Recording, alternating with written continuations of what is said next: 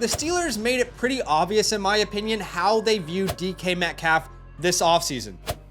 Damn it, sorry, my dog. Sorry, I don't know if you heard that or not. My dog was barking his head off.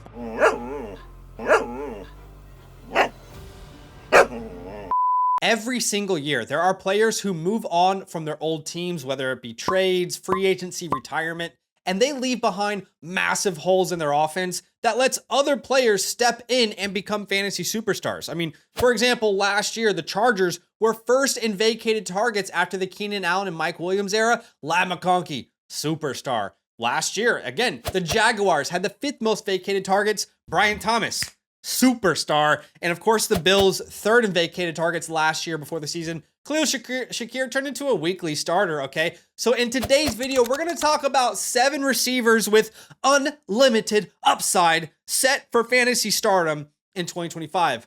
Starting off with, this might not be popular, but let me say why, DK Metcalf. The opportunity ahead of DK Metcalf this year is generationally ridiculous. The Steelers are 5th in total vacated targets with 212, 1st in vacated target percentage at 46.1%, meaning 46% of their targets for 2024 are up for grabs in 2025. They're 4th in vacated targets to the wide receiver position specifically at 155, 2nd in total vacated yards, 2nd in vacated air yards with over 2,000, and 3rd in vacated targets specifically inside the 10-yard line where they're throwing for them touchdowns, okay? Now, you probably understand why I said it's a generational opportunity for him. Let's be transparent, though. Since his breakout season in 2020, it's not been great. I mean, he's been a low-end wide receiver, too, for the majority of his career. It's been underwhelming compared to his talent. However, the Steelers made it pretty obvious, in my opinion, how they view DK Metcalf this offseason. Damn it, sorry, my dog. Sorry, I don't know if you heard that or not. My dog was barking his head off. However, the Steelers made it quite obvious how they view DK Metcalf this offseason. Firstly, they traded away a young budding star in George Pickens after trading for Metcalf, which signals to us that they view DK as a big upgrade. Then they paid him like he's an upgrade. They paid him like an elite wide receiver. This man is making more money annually than Garrett Wilson, AJ Brown, Amon-Ra St. Brown, and Tyreek Hill. I already know what you're thinking. But Arthur Smith is awful. We don't disagree on that. We don't disagree. However, Aaron Rodgers comes with certain expectations through the pass game, even at his current age. Since 2014, he's had 9 top 10 finishes for wide receivers in fantasy football. Obviously, Davante Adams is like the greatest wide receiver of the last decade. But still, Aaron Rodgers, he has been proven time and time again to feed his wide receivers. And I don't think you run the same offense that you did with Justin Fields and Russell Wilson if you bring in Aaron Rodgers. I'm not sleeping on DK in 2025. Speaking of DK, his departure from Seattle is one of the many reasons that JSN has a chance to go nuclear in 2025. If DK isn't the most set up to explode this year, it's got to be JSN. Guys, the Seahawks are 1st in total vacated targets with 253, 2nd in vacated target percentage at 44%. Guys, 44% of their targets from last year are up for grabs, just waiting for someone to reach out and grab them. They're 2nd in wide receiver specific vacated targets with 179, 1st in vacated air yards with 2,700, almost 700 more air yards available than the next team in Pittsburgh, and 5th in vacated targets specifically inside the 10-yard line, where the Seahawks are going to be looking to score them touchdowns. By the way, vacated targets are just one of the tools in our 2025 draft guide. Obviously, it looks much, much better over on the draft guide. We just released our draft guide this week. You can gain access to it with the 2025 season pass on the Flock site. Go to flockfantasy.com/land. Use that LAND promo code, $34 if you do. That's about $1.50 per week until the end of the NFL season. And you get season-long access to my rankings, including in-season weekly rankings, all premium tools on the site. You get 2 free start, sit, and 2 free trade question vouchers. You can come ask me a question on my live streams, access to 4 of the best draft guides in the industry, not just mine, and the ability to enter land live community leagues that we put together every week on our live stream. Check out the pinned comment if you want to get literally the best deal in the industry. Honestly, there's not a better deal in the entire industry that you can spend your money on, in my humble opinion. All right, but JSN is about to feast on targets this year. He had 137 targets last year. I think he could hit like 170. DK is gone. Tyler Lockett is gone. Noah Fant is gone. And they brought in an aging Cooper Kupp as the main addition who can't stay healthy. Jason proved with this franchise that he can be their alpha wide receiver. In the money stretch last year from week 9 onwards, he was 18th in targets per game, but top 10 in receptions, receiving yards, fantasy points per game at 18.2, and he finishes a wide receiver 7 in that span. I think he will establish himself as one of the best slot receivers in the entire NFL. Very easy pick in PPR formats. All right, next wide receiver here. How about Garrett Wilson? The Jets are 4th in vacated targets with 214. 6th in vacated target percentage with 36%, 7th in vacated targets specifically to wide receivers with 135, 6th in vacated air yards, and 2nd in vacated targets inside the 10-yard line, that money zone. And here's the good news. Despite a relatively underwhelming season from Garrett Wilson and the Jets last year, he still had career highs in receptions, receiving yards, receiving touchdowns, and fantasy points per game. And we all know how talented this guy is. It's great to see that he's at least continually improving. Here's the bad news. We have to decipher what exactly Justin Fields means for Garrett Wilson. Here are the pros. Justin Fields and Garrett Wilson already played together at Ohio State.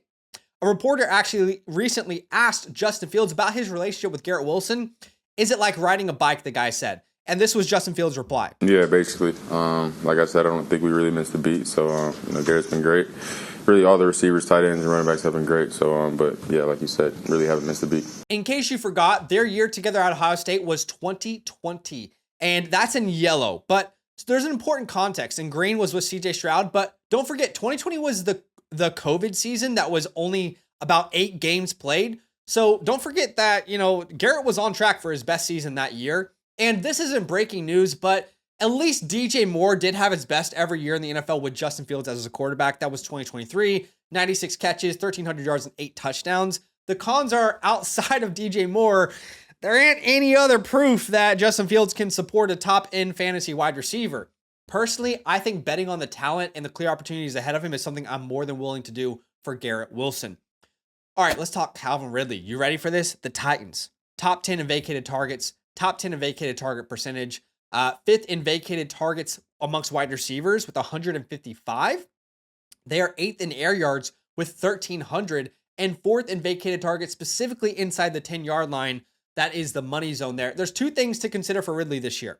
Number 1, yes, he did have a down year in 2024, about 12 points per game. It was a career low, but his quarterback play was atrocious. Don't forget that. He had 12 games with Will Levis. Guys, here's where Levis stood. Out of 39 quarterbacks last year with 250 dropbacks, only 39 quarterbacks qualified.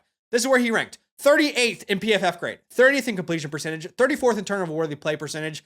He was dead last in pressure to sack ratio. The guy was constantly killing drives by being sacked on pressures, 31st in NFL rating. Then he had 8 games with Mason Rudolph, who was, again, towards the bottom of the league in that same categories like PFF grade, completion percentage, turnover-worthy play percentage, and NFL rating. I mean, he's a rookie. Typically, rookies don't support top-end fantasy receivers, but what we know about Cam Ward is he's not Will Levis. And surely it gets better, right? I mean, it can't get worse.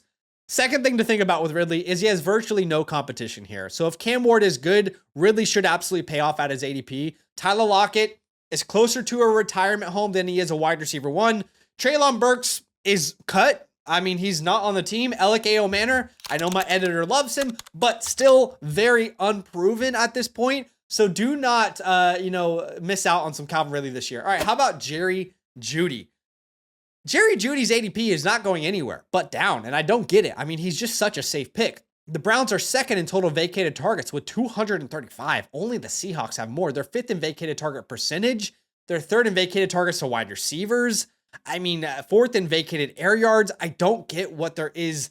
Like, why? Jeudy is just so safe, in my opinion. I don't understand it. And even better, they didn't add anyone to threaten his targets this year when you look at the depth chart. He could have a similar role in 2025 that he had in 2024. From week 9 onwards, he had a higher utilization rate than like the Jeffersons, Amon-Ra's, McLaurins, and he dominated in that role from week 9 onwards, that money stretch. He was top 8 in targets per game, receptions, receiving yards, fantasy points per game, and he finishes a wide receiver 6 in that span. And if you're worried about quarterback play, the Joe Flacco effect, baby. Jameis Winston was so great for Jerry Jeudy last year. Well, you got Joe Flacco, who walked so the Jameis Winstons can run. And by the time you have to worry about that quarterback room, you can trade Jerry Jeudy off your team if you want. He's an ugly pick, but he's probably a no-brainer pick. All right, the last group we're going to talk about here is both of the Ram wide receivers. If I do anything this offseason, I want to encourage you to draft as many Rams wide receivers as you can, like the Pukas, the Devontae Adams. All right, the Rams are third in vacated targets, fourth in vacated target percentage at almost 40%. First in wide receiver vacated targets at 215. Third in vacated air yards, first in vacated targets inside the 10-yard line. And I think that's where Devontae Adams is going to smash. But I've talked about these guys ad nauseum. You probably know this by now. Devontae Adams has and will continue to be a target hog. He's finished top 4 in targets per game every year since 2018. That's 7 years in a row. And Puka, his start to his career has been historically good. We can see the closest year 2 seasons for other wide receivers compared to Puka since 2008. This is a tool over on the Flock site, again, that you get access to when you get your season pass with us. His year 2 historical comps are names like Jefferson, Jamar Chase, Michael Thomas, Mike Evans. There are so many targets to go around for both of these guys. They're both going to smash ADP. And by the way, last year, no offense targeted wide receivers more than the Rams did. McVay targeted wide receivers 403 times last year. I mean, come on, what are we talking about, guys? I just finished a best ball tournament, by the way, where I took Devontae Adams as my wide receiver 2 in round 4. I am obsessed with being able to build teams where I'm going wide receiver late and relying on Devontae Adams. I'm drafting over on FastDraft in the Rabbit tournament. It's a 1 quarterback, 15 round, start 8 format. The Rabbit, the first version filled, it was $20. This next version is $10. It's the same $50,000 prize pool, 20-second clock. And look, best ball and FastDraft is not going to replace your home league. There's no commitment in season when you finish these drafts. You just draft and let it ride. So if you love drafting and you don't want to wait until your home league drafts, you can draft right now. Like, there's nothing stopping you from drafting right now. So download FastDraft, use the promo code LAND, and you'll get your deposit matched up to $50. Then you will get my cheat sheet for the 2025 season. DM me if you sign up. I'd love to add you to my group chat where we draft together. But check out more about FastDraft here in this ad, and I'll see you guys in the next video. Nothing but love. Draft with me every night this offseason on the FastDraft app, where there are over $250,000 in prizes waiting to be won. Getting started is easy. Download the FastDraft app, use the promo code LAND at signup to get your deposit match up to $50. That is 10 free drafts on us. And when you finish your first real money contest, I'll send you my 2025 rookie report and season rankings completely free. Check out the link in the pinned comment to start drafting today.